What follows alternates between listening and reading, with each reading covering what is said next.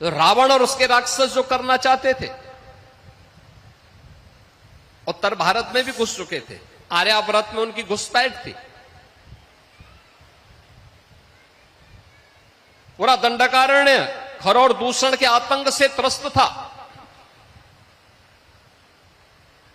बस्तर तक ताड़का पहुंच गई थी, मारीच और सुबाऊ पहुंच गए थे।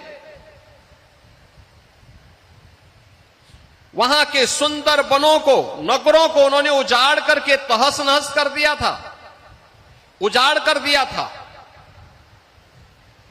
याद करना, जब भी नकारात्मक ताकतें वर्चस्व में आएंगी, ऐसे ही उजाड़ करेंगी, ऐसे ही तहस नहस करेंगी, जो रावण के समय में करते थे। शिक्षण संस्थानों को, शोध के केंद्रों को वैसे ही बंजर करेंगे जैसे खर और दूषण और ताड़का के द्वारा उस कालखंड में किया जाता था। और तब पहले महर्षि विश्वामित्र प्रभु राम को अपने यज्ञ की रक्षा के बहाने ले गए और ताकत को देखना चाहा कि क्या यही राम हैं जिनके बारे में हम सोचते हैं। तो मुकाबला, सबसे पहला मुकाबला किससे हुआ? ताड़का से। मारीच और सुबाहु को तो बक्सर में ही स्वाहा कर दिया गया था, लेकिन मारीच वहां से कई योजन दूर जाकर के गिरा था। उसकी समझ में आ गया था कि गलत व्यक्ति से टकरा गए हैं, गलत दिशा में जा रहे हैं अब।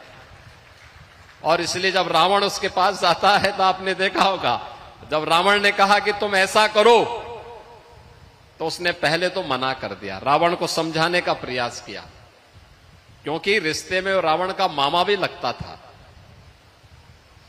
यही होता है, ये चाचा और मामा जब किसी व्यवस्था में पड़ते हैं ना, तो हमेशा उसको कुसंग की तरफ ही लेके जाते हैं, उस सन्मार्ग की तरफ नहीं ले जाते हैं। आपने देखा होगा, शकुनी दुर्योधन के पाले पड़ा तो महाभारत करवा दिया। ऐसे ही ये मारीच रावण के संग आया। रावण ने उनसे कहा कि मेरे साथ इस, पहले तो उसने समझाने का प्रयास किया, लेकिन अंत में उसको मालूम था, रावण ने कहा मार दूंगा अगर नहीं मानोगे तो उसने कहा कि चलो तुम्हें तो मरना ही मरना है, लेकिन मैं तेरे हाथ से क्यों मरूं, कम से कम प्रभु के हाथ से मरूंगा तो उद्धार हो जाएगा।